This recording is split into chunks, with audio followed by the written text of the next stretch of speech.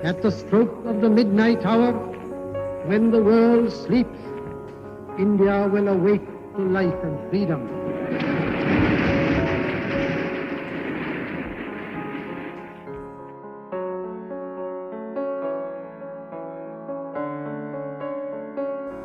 दिल्ली का लाल किला मुगलों की ऐतिहासिक इमारत है जो आज भी अपने बीते कल को समाहित किए हुए है। ये किला समय के साथ साथ विद्रोहियों का केंद्र बिंदु रहा, जिसने कई युद्ध देखे। लेकिन 21वीं सदी में हमने वो देखा जो लाल किले के इतिहास में दर्ज किया गया। सरकार के लाए गए 3 कृषि कानूनों के विरोध में किसानों ने आंदोलन की शुरुआत की। लगातार करीब 2 महीनों तक शांतिपूर्ण आंदोलन करने के बाद किसानों ने 26 जनवरी को दिल्ली के आउटर रिंग रोड पर ट्रैक्टर परेड निकालने की घोषणा कर दी। इससे पहले भी गणतंत्र दिवस के इतिहास में ट्रैक्टर की परेड निकल चुकी है, मगर फर्क इतना था कि ये विरोध में निकली और वो शान से निकली थी। दुनिया गवाह है कि देश के अन्नदाताओं को अपने हित की लड़ाई खुद लड़नी पड़ रही थी। नए कृषि कानून के विरोध में दिल्ली बॉर्डर पर ट्रैक्टर मार्च निकाल रहे किसानों पर दिल्ली पुलिस कहीं लाठियां बरसाती नजर आई तो कहीं किसान प्रदर्शनकारी पुलिस बैरिकेडिंग को तोड़कर सेंट्रल दिल्ली में जबरन घुसते नजर आए। कहीं प्रदर्शनकारियों के हाथ में तलवारें दिखी, कहीं आंसू गैस के गोले दागते पुलिस वाले। लेकिन इस बात पर आरोप प्रत्यारोप चलता रहा कि हिंसा की शुरुआत हुई कहां से। 26 जनवरी 2021 में जो हुआ, किसानों ने लाल किले पर ट्रैक्टर रैली निकाली और देखा गया कि लाल किले की मीनार पर धार्मिक झंडा फहराया गया। इसको आप कैसे देखते हैं? इस तरह की जो भी घटनाएं हुई वो किसान आंदोलन को कमजोर करने के लिए हुआ था। किसान आंदोलन को बदनाम करने के लिए किया गया था, ताकि इसे साबित किया जा सके कि यह कोई इश्यू बेस्ड मूवमेंट नहीं है, बल्कि इसका उद्देश्य एक धार्मिक भावना को लेकर के एक रिलीजियस फ्रेम में इसे रखा जा सकता था। और ये साबित करने का प्रयास किया गया कि यह आंदोलन किसी खास धर्म के लोग और धार्मिक उद्देश्य को पूरा करने के लिए कर रहे हैं। निश्चित रूप से जो लाल किला पे जो घटना हुई वो निंदनीय था।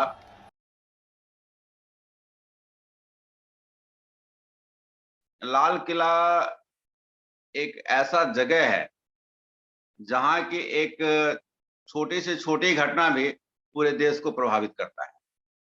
ठीक उसी तरह से जैसे गांधी जी का नमक आंदोलन था। गांधी जी ने नमक को ही क्यों चुना? क्योंकि नमक एक एक व्यक्ति से जुड़ा हुआ चीज था और इसलिए गांधी जी ने नमक आंदोलन शुरू किया था। तो लाल किला हमारे देश की अस्मिता है, हमारे देश का गौरव है, और वहां की कोई अच्छी घटना या बुरी घटना वो आम आदमी को प्रभावित करता है। राजधानी दिल्ली में स्थित भारतीय और मुगल वास्तुशैला से बनी इस भव्य ऐतिहासिक कलाकृति का निर्माण 5वें मुगल शासक शाहजहां ने 1638 ईस्वी में करवाया था। इसका निर्माण करीब 10 सालों तक चला। यहाँ की वास्तुशिल्प, यहाँ के बाग बगीचों की बनावट और महलों के आकार में फारसी और तैमूर शैली के साथ साथ यूरोपियन और प्राचीन भारत के भव्य शिल्प की झलक भी देखने को मिलती है। लाहौरी दरवाजा आज भी इस नगर में प्रवेश द्वार है और शाहजहां के जमाने में भी लोग और मंत्रीगण किले के अंदर प्रवेश करते थे। लेकिन औरंगजेब ने लाहौरी दरवाजे के सामने ही प्राचीन बनवाकर इसे एक तरह से ढक सा दिया, लेकिन ये शाहजहां को पसंद नहीं था और आज भी इसी प्राचीर से 15 अगस्त पर प्रधानमंत्री झंडा फहराते हैं और भाषण देते हैं। लाहौरी गेट से सटे छत्ता चौक यानी मीना बाजार, जहां मुगल काल के दौरान शाही घरानों के रेशम, आभूषण और अन्य सामान बेचा जाता था।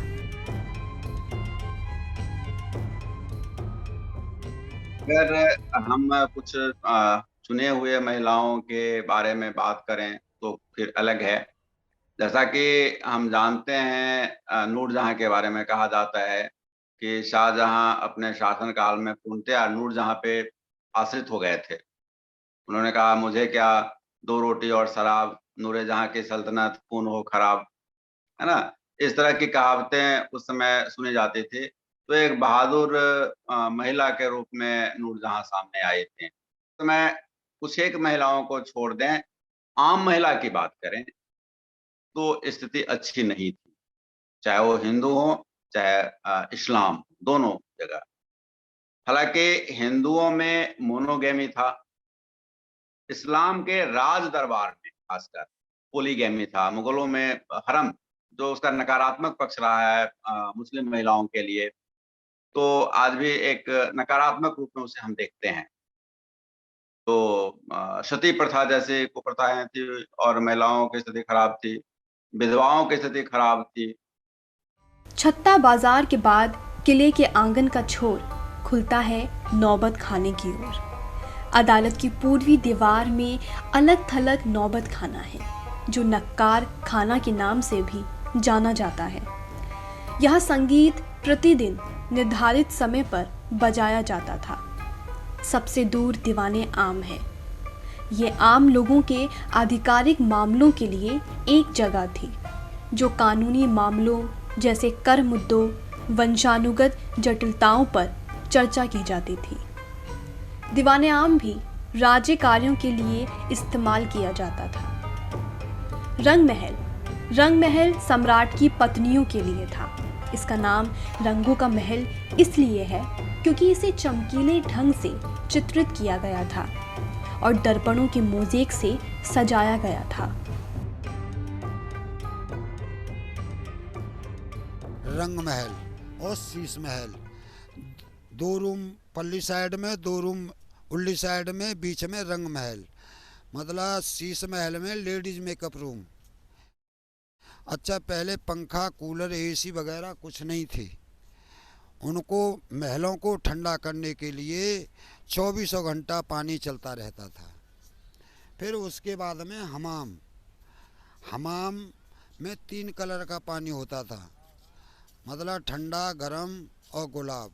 अब वो मतलब कौन से इस्तेमाल करें, राजाशाही मामला था। फिर उसके बाद में भादो मंडप, सावन भादों और बीच में जफर महल। तो सावन के महीना में सावन में बैठता था और भादों के महीना में भादों में। यहाँ रानियाँ नहाती थी अपना, या मतलब मस्जिद से आगे मतलब कोई नहीं आ सकता था, अपनी एंजॉय करते थे। इसके बाद आता है खास महल। खास महल सम्राट का अपार्टमेंट था। इसे नहरे बिहिश्त द्वारा ठंडा किया जाता था। दीवाने खास आधिकारिक मामलों, नवीनता और शाही परिवार के अनुरोधों के लिए एक इमारत थी। हॉल के दोनों छोर पर 2 बहारी मेहराबों के ऊपर फारसी कवि अमीर खुसरो का एक शिलालेख है, जिसमें लिखा गया है, यदि पृथ्वी के मुख पर स्वर्ग हो सकता है, यही है, यही है, यही है। औरंगजेब ने मोती मस्जिद को निजी मस्जिद के रूप में बनवाया था। ये सफ़ेद संगमरमर में उकेरी गई एक छोटी 3 गुंबद वाली मस्जिद है। इस मस्जिद का उपयोग शाही घराने की महिलाओं द्वारा भी किया जाता था। मुमताज़ महल के 2 दक्षिणी मंडप हैं। जनाना रो यानी महिलाओं के क्वार्टर से लेकर मुमताज़ महल, अर्जुमंद बानो बेगम, मुगल बादशाह शाहजहां की पत्नी और बड़े रंग महल शाही महिलाओं के लिए सैरगाह था। इतिहासकार देबाशीष दास अपनी किताब Red Fort remembering the magnificent Mughals में शाही लोगों के दिन भर की रूटीन का जिक्र करते हैं। वे लिखते हैं, शाहजहां सुबह 4 बजे उठ जाया करते थे और जरोखा ए दर्शन पर आकर लोगों को अपनी कुशल क्षेम के बारे में बताया करते थे।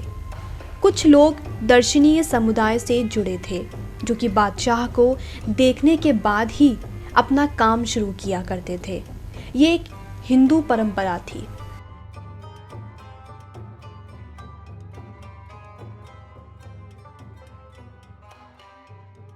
मुगलों का इतिहास भारत के इतिहास में काफी महत्वपूर्ण है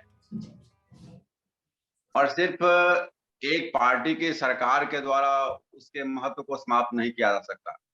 हमारे यहाँ बहुत ऐसी इमारतें हैं जो उसके कहानियों को कहता रहेगा, क्योंकि मुगल डायनेस्टी ने हमारे देश को बहुत कुछ दिया है।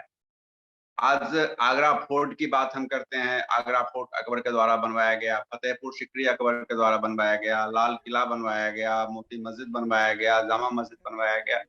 तो ये सब आप किसी एक झटके से समाप्त नहीं कर सकते। साथ ही हम कभी इसको हिंदू और मुस्लिम के पैमाने से भी नहीं देख सकते। जब 1761 ईस्वी में अहमद शाह अब्दाली से मराठों की लड़ाई हुई तो इब्राहिम गारदी मराठों का सेनापति था। तो कभी भी मुगल शासन व्यवस्था को हम हिंदू मुस्लिम के चश्मे से नहीं देख सकते, कभी ये होना भी नहीं चाहिए, क्योंकि मुगलों को सांप्रदायिक आधार पर कभी नहीं बांट सकते। हाँ, कुछ गड़बड़ियां हुई हो, जैसे एक गड़बड़ियां हुई थी कि औरंगजेब ने एक कर था जो कि धार्मिक कर था, जजिया कर, अकबर ने हटाया था उसे जजिया कर को, लेकिन औरंगजेब ने उसे पुनः लागू कर दिया था, है ना। तो एक विचारधारा की लड़ाई हो सकती है, वैचारिक दृष्टिकोण से हो सकता है कि वो आज गलत हो, लेकिन हम भारत के इतिहास के में उसके महत्व को खत्म नहीं कर सकते। औरंगजेब की मृत्यु के बाद मुगल सल्तनत और लाल किले के पलायन का दौर आया। साल 1797 जनवरी में अब्दाली ने मुगलों को हराकर दिल्ली जीत ली। इसके बाद शाह अपनी सभी महिलाओं, नौकरों और करोड़ों रुपए की संपत्ति को लेकर अफगानिस्तान लौट आया। उसने आलमगीर को नया मुगल शासक बनाया। इसके बाद जब आलमगीर की हत्या हो गई तो उसके सबसे बड़े बेटे शाह आलम ने स्वयं को शाहजहां घोषित कर दिया। मराठों ने दिल्ली पर दावा किया और साल 1778 से लेकर 1803 तक दिल्ली पर शासन किया। वहीं ब्रितानी सैनिकों ने दिल्ली को लॉर्ड लेक के नेतृत्व में उपनिवेश बनाया और शाह आलम द्वितीय, जो कि मराठों की छत्र छाया में गुलाम थे, उन्होंने ब्रिटिश राज को स्वीकार कर लिया।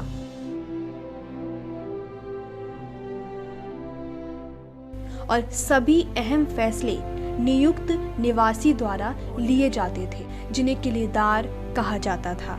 साल 1857 के अप्रैल महीने में एक ब्रितानी सैनिक मंगल पांडे ने बंगाल की बैरकपुर छावनी में ब्रिटिश राज के खिलाफ धावा बोल दिया। आक्रोश की ये लहर मेरठ होते हुए दिल्ली पहुंच गई। इसके बाद गुस्साए सिपाहियों ने कुछ ब्रितानी अधिकारियों, उनके परिवारों और विश्वासपात्र सेवकों को मार दिया।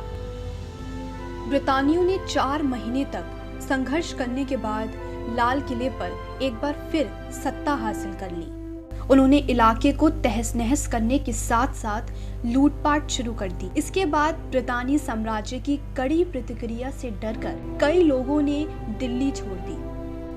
बहादुर शाह जफर इनमें से एक थे और उनके खिलाफ ब्रिटिश राज के प्रति हिंसा भड़काने, ब्रितानी सत्ता को पलटने और ईसाइयों को मारने के आरोप में केस दर्ज किया। 1857 के विद्रोह के बाद ब्रिटिश सरकार ने ईस्ट इंडिया कंपनी के हाथों से सत्ता ले ली। साल 1877, 1903 और 1911 में लाल किले में दिल्ली दरबार लगाया गया। इस कदम ने बता दिया कि अब सत्ता राजसी घरानों से अंग्रेजों के हाथ में हस्तांतरित हो चुकी है। कहा जाता है कि सुभाष चंद्र बोस ने जब भारतीय हिंद फौज के सैनिकों को संबोधित किया तो वो बहादुर शाह जफर की कब्र पर मौजूद थे। इसी संबोधन में बोस ने दिल्ली चलो का नारा दिया और नेताजी की अचानक हुई मृत्यु की वजह से ये आंदोलन तितर-बितर हो गया। 3 फौजी अफसर major general Shahnawaz Khan, colonel Prem Sehgal और कर्नल गुरुबख्श सिंह ढिन्नल को लाल किले में बंदी बनाकर रखा गया और उन पर यही मुकदमा चलाया गया। इन तीनों लोगों को लाल किले के सलीमगढ़ की तरफ में रखा गया। ऐसा माना जा रहा था कि इन तीनों को मृत्युदंड या देश से बाहर भेजा जा सकता है, लेकिन British army commander in chief ने इनकी रिहाई का आदेश दे दिया। इसके बाद भारत आजाद होने पर नेहरू ने लाल किले पर राष्ट्रीय झंडा फहराया। साल 2003 के दिसंबर महीने तक लाल किले को भारतीय सेना के कैंप के रूप में इस्तेमाल किया जाता था, लेकिन फिलहाल इसकी देखरेख भारतीय पुरातत्व विभाग करता है। साल 2007 में यूनेस्को ने लाल किले को अंतर्राष्ट्रीय विरासत का दर्जा दे दिया।